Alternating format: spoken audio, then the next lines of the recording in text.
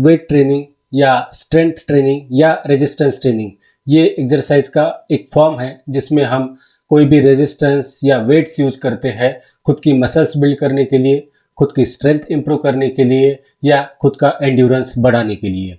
Common लोगों में अभी भी ये मिसकंसेप्शन है कि वेट ट्रेनिंग सिर्फ बॉडी बिल्डर्स करते हैं या फिर वो लोग करते हैं जो किसी स्पोर्ट्स में या किसी एथलेटिक एक्टिविटी में इन्वॉल्व है। अगर आप स्ट्रेंथ ट्रेनिंग को अपनी एक्सरसाइज रूटीन में इंक्लूड करते हैं तो ना आप सिर्फ स्ट्रेंथ गेन करेंगे, मसल बिल्ड करेंगे, बल्कि आपकी ओवरऑल हेल्थ भी इंप्रूव होगी। Welcome everyone, I am doctor Venkatesh. तो अगर आप आपकी एक्सरसाइज रूटीन में स्ट्रेंथ ट्रेनिंग को इनकॉर्पोरेट करते हैं तो क्या हेल्थ बेनिफिट्स आपको मिलेंगे, जानते हैं इस वीडियो में। Number 1, increase muscle mass.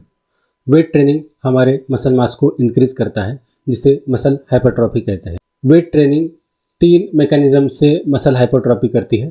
First mechanism जो होता है उसे कहते हैं हीलिंग बाय फाइब्रोसिस। जब भी हम वेट ट्रेनिंग करते हैं हमारे मसल्स में माइक्रोस्कोपिक टीयर्स होते हैं, तो जब हम रेस्ट करते हैं तो उस वक्त वो माइक्रोस्कोपिक टीयर्स फाइब्रोसिस से हील होते हैं। ये फाइब्रोसिस का प्रोसेस हमारे मसल मास को इंक्रीज करने में हेल्प करता है। सेकंड मैकेनिज्म जिससे मसल हाइपरट्रॉफी होती है वो होता है रिक्रूटमेंट। जब भी हम कोई हेवी लोड उठाते हैं तो वो लोड हैंडल करने के लिए हमारी बॉडी नए मसल फाइबर्स को प्रोड्यूस करती है, उसे रिक्रूटमेंट कहते हैं। थर्ड मैकेनिज्म जिससे मसल हाइपरट्रॉफी होती है वो होता है हार्मोनल मैकेनिज्म। जब हम वेट ट्रेनिंग के साथ साथ प्रॉपर न्यूट्रिशन लेते हैं तो हमारी बॉडी में प्रोटीन सिंथेसिस का रेट इंक्रीज हो जाता है। हमारी बॉडी में ग्रोथ हार्मोन और टेस्टोस्टेरोन के लेवल बढ़ जाते हैं जो मसल बिल्डिंग में और मसल रिकवरी में एक इम्पॉर्टेंट रोल प्ले करते हैं। Number 2, improved strength. Weight training से हमारी स्ट्रेंथ इम्प्रूव हो जाती है जिससे हम डे टू डे एक्टिविटीज़ बहुत इजीली कर पाते हैं। वेट ट्रेनिंग स्ट्रेंथ के साथ साथ हमारा एंड्योरेंस भी इम्प्रूव करता है जिसे कॉमन टर्म्स में स्टैमिना कहते हैं। इसलिए आपने देखा होगा जो स्पोर्ट्स पर्सन होते हैं या एथलीट्स होते हैं वो भी वेट ट्रेनिंग को इक्वल इम्पोर्टेंस देते हैं, जिसकी वजह से उनकी स्ट्रेंथ इंप्रूव हो जाती है, उनका एंड्योरेंस बढ़ जाता है और उनका स्पोर्ट्स में परफॉर्मेंस भी इंप्रूव हो जाता है। Number 3, improve metabolism. Resting phase में हमारी बॉडी की कुछ बेसिक फंक्शंस होते हैं जैसे ब्रीदिंग या सर्कुलेशन मेंटेन करना या फिर डाइजेशन करना। इसमें हमारी बॉडी कुछ कैलोरीज बर्न करती है, उसे रेस्टिंग मेटाबॉलिक रेट कहते हैं। जब हम वेट ट्रेनिंग करते हैं हमारा मसल मास इंक्रीज हो जाता है, मसल्स मेटाबॉलिकली एक्टिव होते हैं कंपेयर टू फैट टिश्यू, तो वो बॉडी वेट मेंटेन करने के लिए हमारी बॉडी ज़्यादा कैलोरीज बर्न करने लगती है जिससे हमारा बीएमआर इंक्रीज हो जाता है। हमारा बीएमआर इंक्रीज हो जाने की वजह से हमें वेट मैनेजमेंट में और हमें फैट लॉस में हेल्प मिलती है। Number 4, improve body composition. हमारी बॉडी में मसल्स का, फैट्स का, बोन्स का, वाटर का जो प्रपोर्शन होता है उसे बॉडी कंपोजिशन कहते हैं। वेट ट्रेनिंग से हमारा मसल मास इंक्रीज हो जाता है जिससे हमारा बीएमआर इंक्रीज हो जाता है और उससे हमें फैट लॉस में हेल्प मिलती है। तो वेट ट्रेनिंग से हमारे मसल्स का प्रपोर्शन फैट के प्रपोर्शन में इंक्रीज हो जाता है। जब हम साइमल्टेनियसली मसल्स बिल्ड करते हैं और फैट भी लूज करते हैं उसी को बॉडी रिकम्पोजिशन कहते हैं। अगर आप चाहते हैं कि मैं बॉडी रिकम्पोजिशन पे अलग से वीडियो बनाऊं तो नीचे कमेंट सेक्शन में कमेंट करना। Number 5, increase bone strength. Weight training हमारी बॉडी में ऑस्टियोब्लास्ट सेल्स को स्टिमुलेट करती है। ऑस्टियोब्लास्ट वो सेल होते हैं जो न्यू बोन फॉर्मेशन में हेल्प करते हैं। इसकी वजह से हमारी बोन स्ट्रेंथ और बोन डेंसिटी इंक्रीज हो जाती है। ऑस्टियोब्लास्ट के साथ साथ हमारी बॉडी ऑस्टियोक्लास्ट सेल्स को भी स्टिमुलेट करती है। ऑस्टियोक्लास्ट जो ब्रोकन बोन्स हैं या फिर जो ओल्ड बोन्स हैं उनको ब्रेक डाउन करते हैं जिसकी वजह से हमारी बोन स्ट्रेंथ इंप्रूव हो जाती है। वेट लिफ्टिंग आपके बोन मैट्रिक्स में कैल्शियम और फास्फोरस का डिपोजिशन करती है जिससे हमारे बोन्स की बोन मिनरल डेंसिटी बढ़ जाती है, जिससे हमारे बोन फ्रैक्चर्स की रिस्क भी कम हो जाती है। वेट ट्रेनिंग से हमारी बॉडी में ग्रोथ हार्मोन्स का लेवल बढ़ जाता है जो बोन डेवलपमेंट में हेल्प करता है।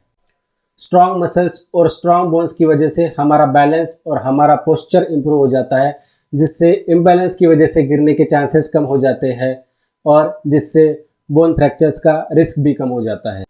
Number 6, improved cardiovascular health. Aerobic activities जिसे हम कार्डियोवैस्कुलर एक्टिविटीज़ भी कहते हैं, जिसमें जॉगिंग, साइकिलिंग या स्विमिंग जैसी एक्टिविटीज़ आती है, वो हमारे हार्ट हेल्थ इंप्रूव करने के लिए हमें हेल्प करती है। उसी तरह वेट ट्रेनिंग हमारे कार्डियोवैस्कुलर हेल्थ इंप्रूव करता है। वेट ट्रेनिंग से हमारे ब्लड वेसल्स की इलास्टिसिटी इंप्रूव होती है, जिसकी वजह से रेस्टिंग ब्लड प्रेशर और रेस्टिंग हार्ट रेट मेंटेन करने में हमें हेल्प मिलती है, जो आपके हार्ट का वर्कलोड कम करता है और ओवरऑल कार्डियोवैस्कुलर हेल्थ इंप्रूव करने के लिए हमें हेल्प करता है।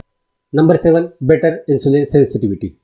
हमारी बॉडी हमारे जो इंटरनल ऑर्गन्स होते हैं, लीवर, किडनी, स्प्लीन, उनके अराउंड भी फैट डिपॉजिट करती है, उसे विसरल फैट कहते हैं। Visceral fat insulin resistance create करता है, जिसकी वजह से हमारे ब्लड ग्लूकोज लेवल्स बढ़ जाते हैं। वेट ट्रेनिंग की वजह से हमारा ओवरऑल बॉडी फैट परसेंटेज कम हो जाता है, यानी हमारा विसरल फैट भी कम हो जाता है। विसरल फैट कम हो जाने की वजह से हमारी इंसुलिन सेंसिटिविटी इंप्रूव हो जाती है और हमें ग्लूकोज अच्छी तरीके से मैनेज करने के लिए या फिर हमारा डायबिटीज़ मैनेज करने के लिए हमें हेल्प मिलती है। Number 8, improved mental health. Weight training हमारी बॉडी में एंडोर्फिन नाम का एक हार्मोन सिक्रेट करती है, उसे फील गुड हार्मोन भी कहते हैं, जो एंग्जाइटी और डिप्रेशन जैसे सिम्टम्स को कम करने में हेल्प करता है। एंडोर्फिन के साथ साथ वेट ट्रेनिंग से हमारी बॉडी में कॉर्टिसोल के लेवल्स भी कम हो जाते हैं। कॉर्टिसोल एक स्ट्रेस हार्मोन होता है। कॉर्टिसोल के लेवल्स कम हो जाने की वजह से हमारे स्ट्रेस के लेवल्स कम हो जाते हैं। कॉग्निशन यानी आकलन शक्ति। कॉग्निशन ये एक प्रोसेस है जिससे हम हमारे सेंसेस का यूज़ करके या हमारे एक्सपीरियंसेस का यूज़ करके कुछ नई चीज़ें सीखते हैं, या फिर जो चीज़ें हमने सीखी है वो हम याद रखते हैं। जैसे जैसे हमारी एज इंक्रीज होती जाती है, हमारा कॉग्निशन कम होते जाता है। तो रेजिस्टेंस ट्रेनिंग ये कॉग्निटिव डिक्लाइन कम करने के लिए हमें हेल्प करता है। साथ ही साथ अल्जाइमर्स जैसे या एमनेसिया जैसी जो कुछ बीमारियां होती है, उनको कम करने के लिए भी रेजिस्टेंस ट्रेनिंग हमें हेल्प करता है। इसीलिए ये कहा जाता है कि ओल्ड एज में भी हमें रेजिस्टेंस ट्रेनिंग या वेट ट्रेनिंग करनी चाहिए। Number 9, increase longevity. अगर हम रेजिस्टेंस ट्रेनिंग करते हैं तो हमारा मसल मास इंक्रीज़ होगा, हमारी बोन स्ट्रेंथ इंप्रूव होगी, जिससे हमारा बैलेंस, हमारा पोस्चर अच्छा रहेगा, जिससे हमारी फ्लेक्सिबिलिटी अच्छी रहेगी, जिससे हमें इंजरीज के चांसेस, हमारे बोन फ्रैक्चर्स के चांसेस कम हो जाएंगे, जिससे हमारी क्वालिटी ऑफ लाइफ इंप्रूव होगी और हमारी लाइफ स्पैन भी इंक्रीज़ होगी। एक स्टडी में ऐसा देखा गया है कि वो लोग जो किसी फिज़िकल एक्टिविटी में इन्वॉल्व है, चाहे फिर वो एरोबिक हो या फिर रेजिस्टेंस ट्रेनिंग हो, वो ज़्यादा जीते हैं उन लोगों से जो कोई भी फिज़िकल एक्टिविटी नहीं करते। तो लास्ट में ये सवाल आएगा कि मैं तो अभी रिटायर हो चुका हूँ, या फिर मैं आज तक कभी जिम गया ही नहीं हूँ, या फिर मैं एक हाउसवाइफ हूँ तो मैं कैसे साड़ी में जिम जाऊँगी। तो ज़रूरी नहीं है आपको रेजिस्टेंस ट्रेनिंग करने के लिए जिम ही जाना है। आपको रेजिस्टेंस ट्रेनिंग के लिए किसी भी रेजिस्टेंस का या वेट्स का यूज़ करना है, वो आप घर पे भी कर सकते हैं। घर पे डम्बल्स या फिर बारबेल्स का यूज़ कर सकते हैं। अगर वो नहीं कर सकते तो आप रेजिस्टेंस बैंड्स का यूज़ कर सकते हैं, उससे भी आप वेट ट्रेनिंग कर सकते हैं। अगर आप रेजिस्टेंस बैंड्स भी यूज़ नहीं कर सकते तो खुद की बॉडी वेट के साथ आप पुशअप्स या पुलअप्स भी कर सकते हैं। उम्मीद है आपको ये वीडियो अच्छी लगी होगी। ऐसे ही इन्फॉर्मेटिव वीडियोस देखने के लिए वीडियो को लाइक करें और चैनल को सब्सक्राइब करिए। देखते रहिए डॉक्टर स्क्वाड। मिलते हैं अगले वीडियो में।